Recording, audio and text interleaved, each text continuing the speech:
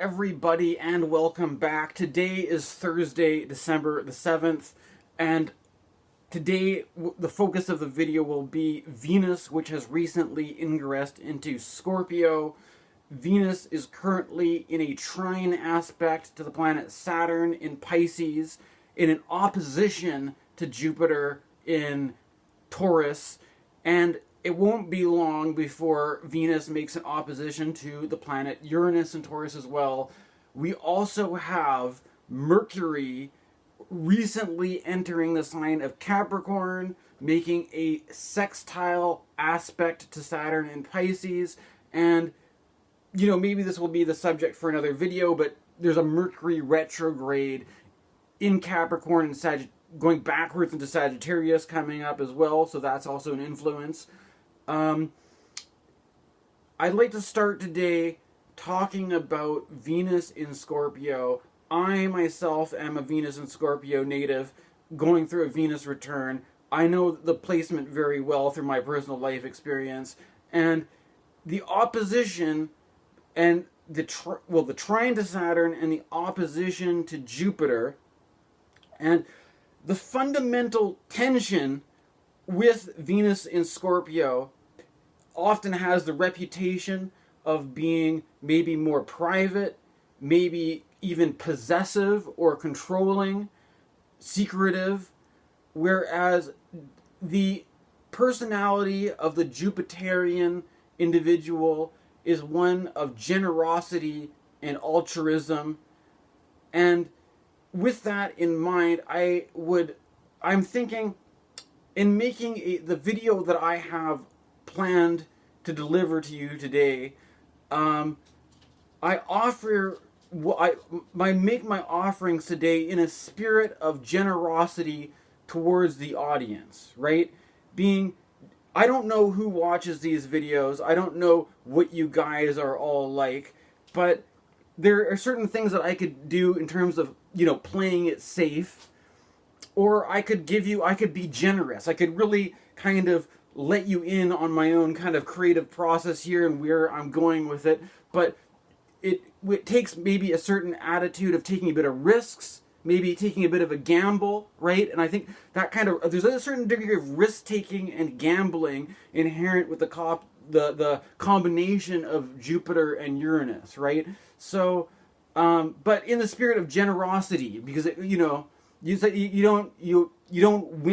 wager nothing, you win nothing, right?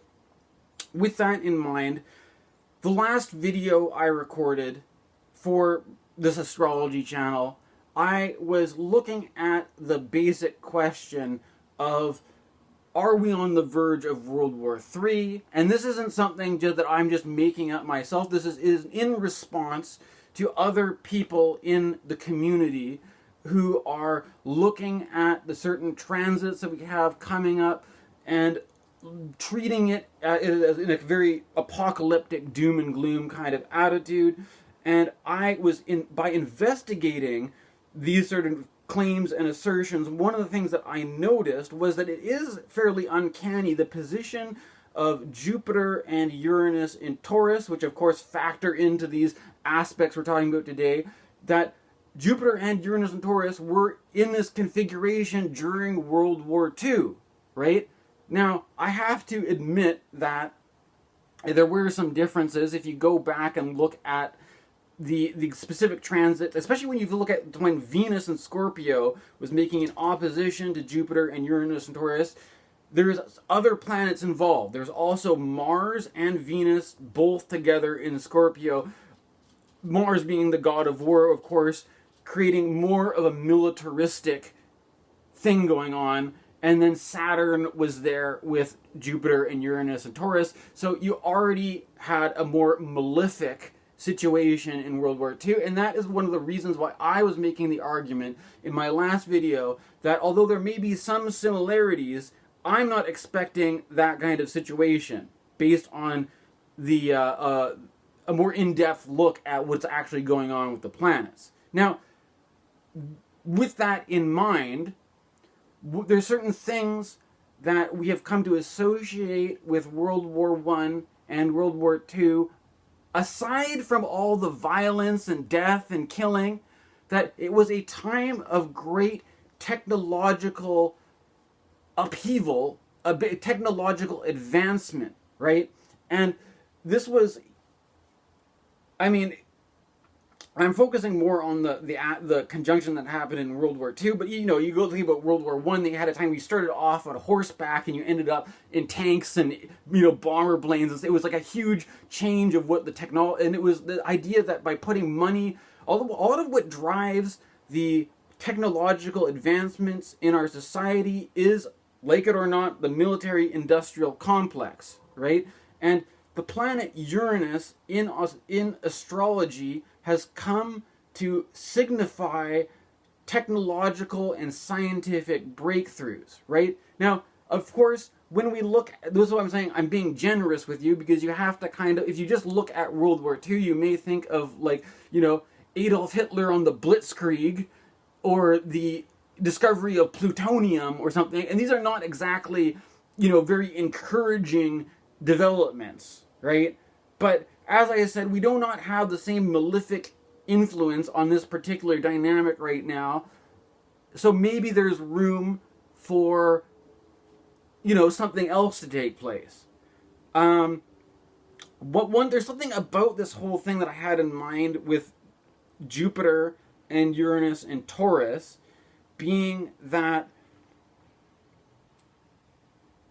if you think about, okay, first of all, I have to admit that recently we had a lunar eclipse in Taurus that timed up with the outburst of all the recent conflict with Israel and Palestine, right?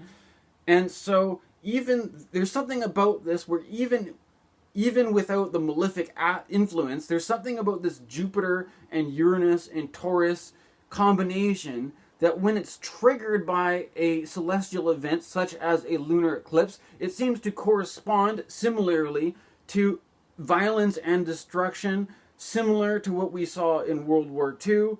And in some way, you could obviously make the argument that the state of Israel is a direct result of what happened in World War II with the Nazis, right?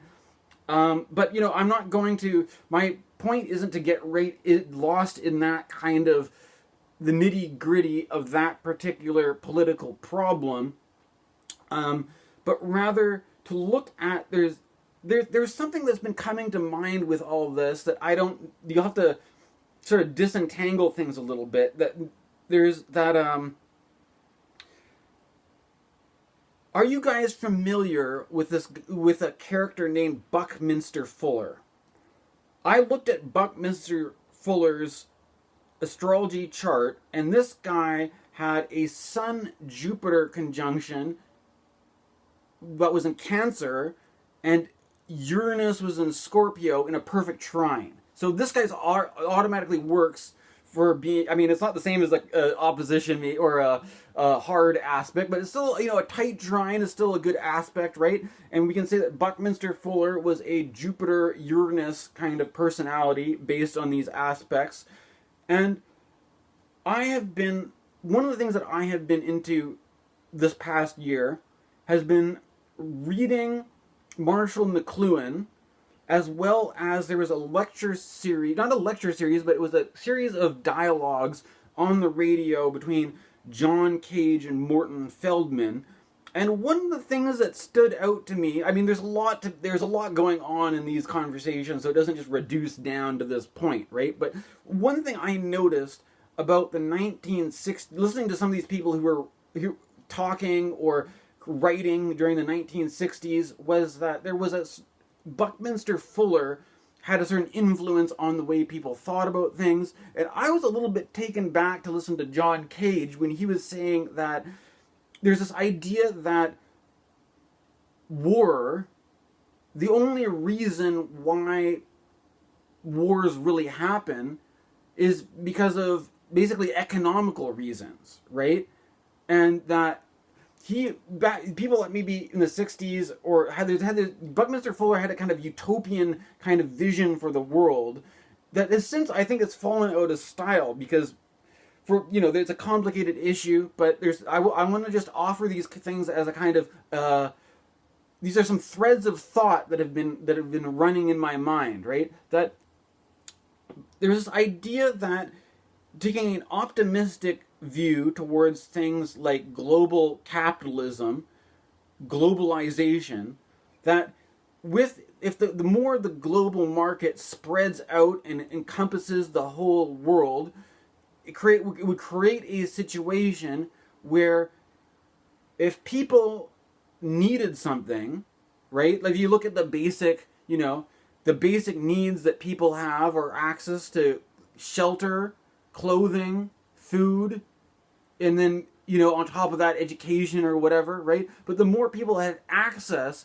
to these basic resources, then there would be no reason to take up arms and then try to invade your neighboring countries violently, right? And it's kind of interesting, the whole thing about World War II in terms of this.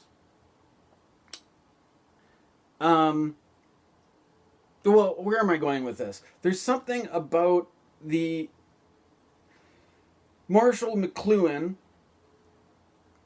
and I'm going to just read to you something out of Understanding Media here, because I mentioned this in one of my other astrology videos, but I just kind of mentioned this book offhand without actually reading anything from it. So I'm just going to read you a small portion of this. This is really great. This is an original edition. It even has, look, like somebody has left their name from 1967 in here. This is a relic of the 60s, and it's an amazing book. I highly recommend it. There's something like let's backpedal a little bit. I'm sure there may be some astrologers out there who look at anything that goes on with Venus and Taurus as having some basic association to do with wealth, right? And however, I make a distinction between the idea of wealth and money.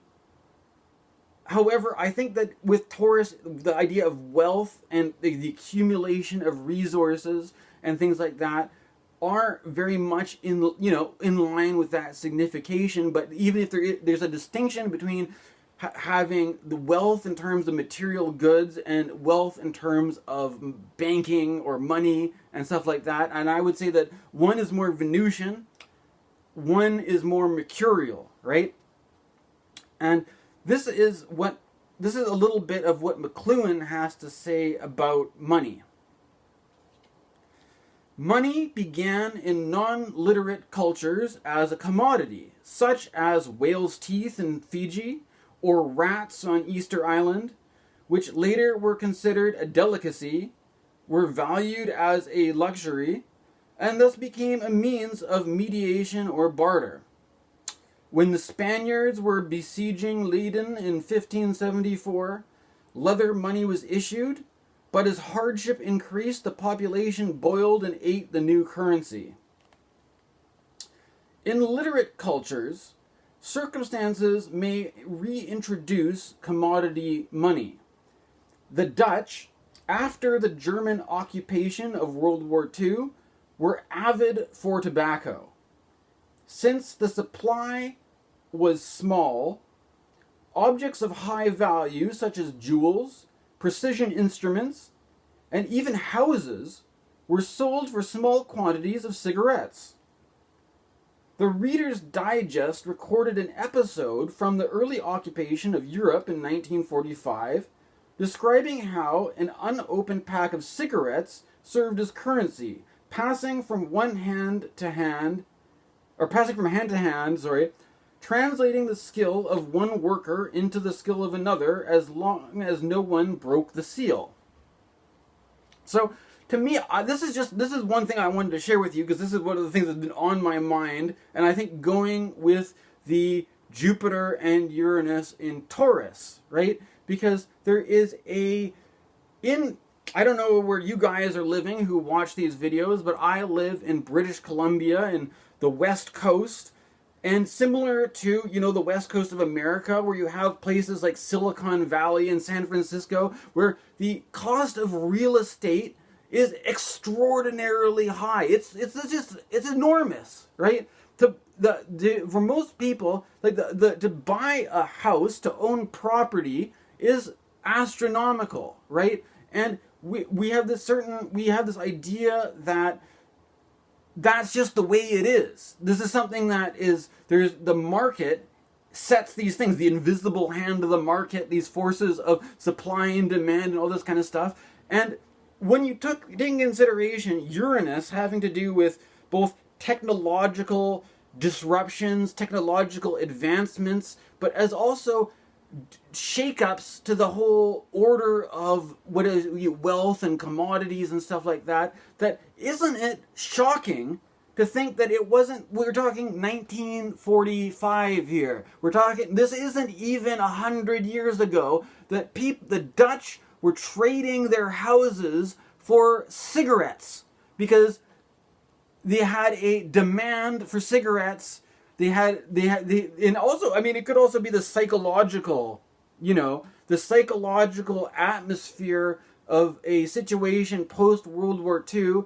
Of course, people may understand that cigarettes are not healthy for you, or cigarettes are not going to be something, they're a disposable thing. You could pass down a house to your children, but you can't, your cigarettes disappear as soon as you smoke them, right? But there can be these upheavals where what we think is valued completely turns on its head, and all of a sudden you can trade cigarettes for houses and cars and things like that, right? This was only in 1945. Of course, this is after the tremendous shocks and disruptions and upheavals of World War II, so it was maybe not a normal circumstance, right? I'm just to read a little bit more from this, right? Money always retains something of its commodity and community character. In the beginning, its function of extending the grasp of men from their nearest staples and commodities to more distant ones is very slight. Increased mobility of grasp and trading is small at first. So it is with the emergence of language in the child. In the very first months, grasping is reflexive, and the power to make voluntary release comes only toward the end of the first year. Speech comes with the development of the power to let go of objects. It gives the power of detachment from the environment that is also the power of great mobility in knowledge of the environment. So it is with the growth of the idea of money as currency rather than commodity. Currency is a way of letting go of the immediate staples and commodities that at first serve as money in order to extend trading to the whole social complex. Trading by currency is based on the principle of grasping and letting go in an oscillating cycle. The one hand retains the article with which it tempts the other party. The other hand is extended in demand toward the object which is desired in exchange. The first hand lets go as soon as the second object is touched, somewhat in the manner of a trapeze artist exchanging one bar for another. In fact, Elias Canetti in Crowds and Power argues that the trader is involved in one of the most ancient of all pastimes, namely that of climbing trees and swinging from limb to limb. The primitive grasping, calculating, and timing of the greater arboreal apes he sees as a translation into the financial terms of one of the oldest movement patterns. Just as the hand among the branches of trees learned a pattern of grasping that was quite removed from the moving of food to mouth, so the trader and the financier have developed enthralling abstract activities which are extensions of the avid climbing and mobility of the greater apes.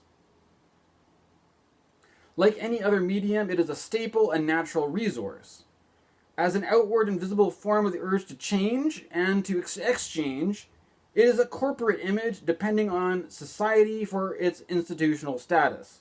Apart from communal participation, money is meaningless, as Robinson Crusoe discovered when he found coins in the wrecked ship. And he gives an anecdote from, okay. But this, so there's something here that I think goes very well with the archetypal image of Venus in Scorpio and Jupiter and Uranus in Taurus. Because, as I said, Scorpio, what is it? It's a water sign ruled by Mars, right? So, water we associate with emotions. We have always, wherever we have water, we have the issue of emotional security and emotional insecurity.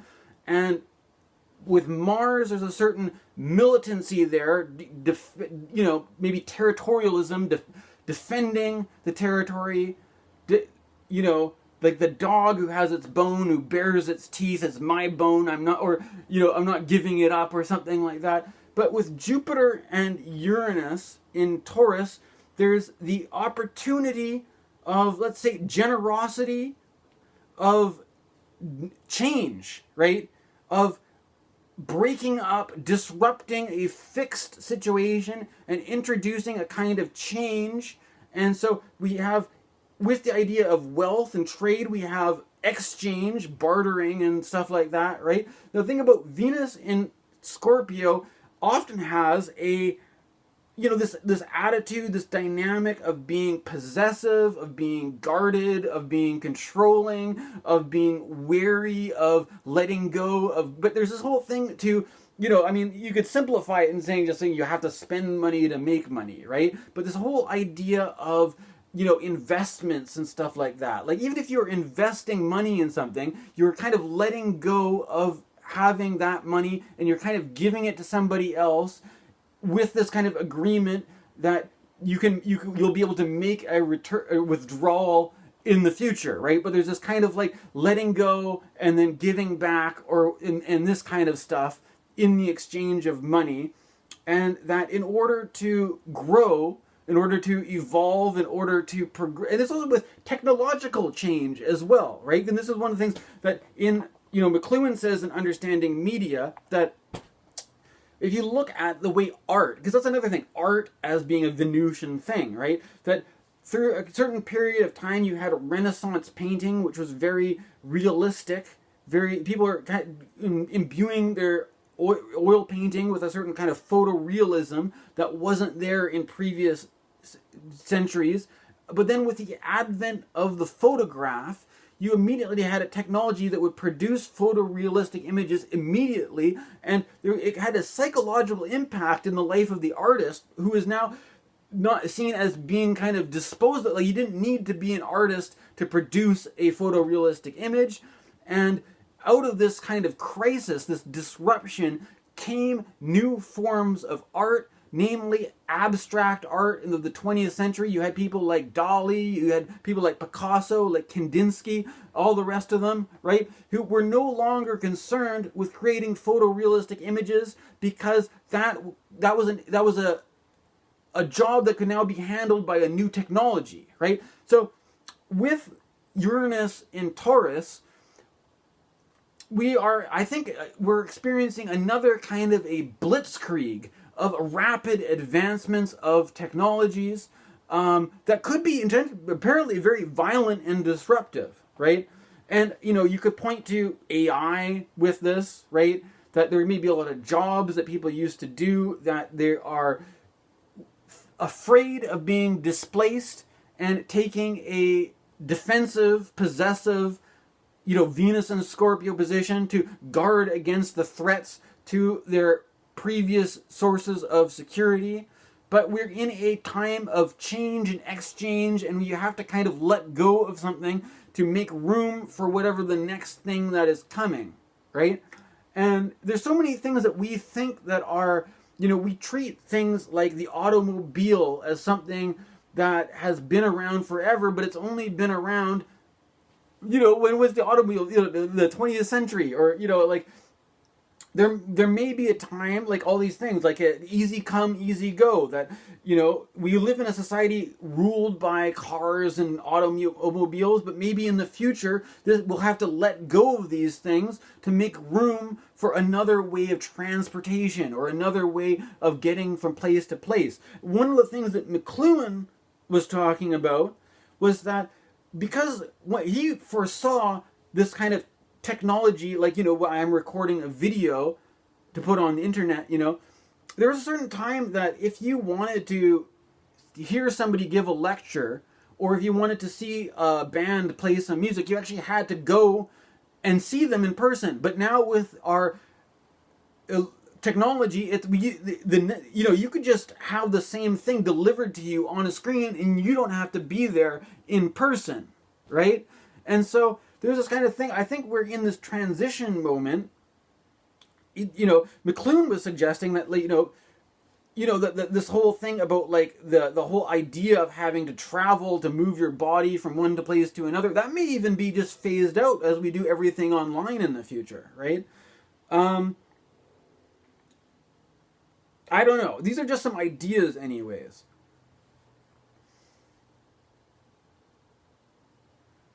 But this is the basic, what I'm trying to get at here is that Jupiter and Uranus and Taurus, like we saw in World War II, great disruptions as well as great advancements in the technological life, and then having a certain, we have the ruler of Taurus in opposition, there is the threat of security to the order of things as they are, and a certain attitude of defensiveness or insecurity or wanting to cling to the past. But we're like, just like the monkey, like McLuhan was saying with the monkeys of the trees, we are still kind of swinging from branch to branch, right? And you can't move from branch to branch until you get this rhythm of holding on and letting go, right? And this is basically kind of the moment that we're at with this Venus in Taurus opposite to Jupiter and Uranus. Oh, sorry, Venus and Scorpio opposite Jupiter and Uranus and Scorpio. And also the influence of Saturn in Pisces may slow things down a bit, right? Because keep in mind that there's a trine from that Saturn influence is kind of like an anchoring point. The anchoring influence of Saturn may make people more inclined to just holding on to one thing for the time being. But, you know, it's important to remember that in this world, it's all impermanent. It's all changing. That you have to, you have to change with, and also what they were saying with the tobacco situation, right? That money only works as money because it is currency, right? And you can use the etymology of the word currency and connect it to the idea of the electrical current, right? That in some way, the idea of, like, having leather money, that if times get too rough, you boil your leather money and eat it, or that you have things like whale's teeth as money, or things like, different commodities serving as money, like a pack of tobacco, that you could trade tobacco or you could smoke the tobacco. The thing is that when we have an increasing degree of electronic currency, that what do you do with electricity? You keep the lights on, you keep the power running, you keep the electric grid going. If the electric grid goes down, so does all the money, right? We don't have a gold standard anymore. We just have numbers on computers and that have no. And this is the whole thing, is that it's a very there's. I don't know if I can find it because this is a bit later on in the.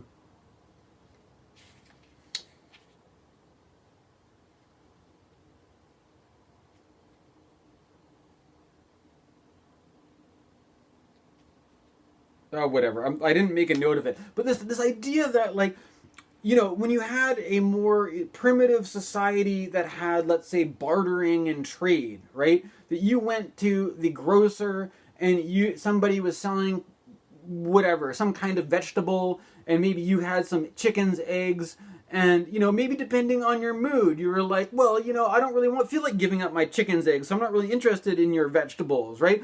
You could you could really just kind of barter kind of on a whim or whatever, right? And the value of things was more tied to the actual material commodities that you had, and it was more influenced by your own ability to trade and barter and make deals and stuff like that.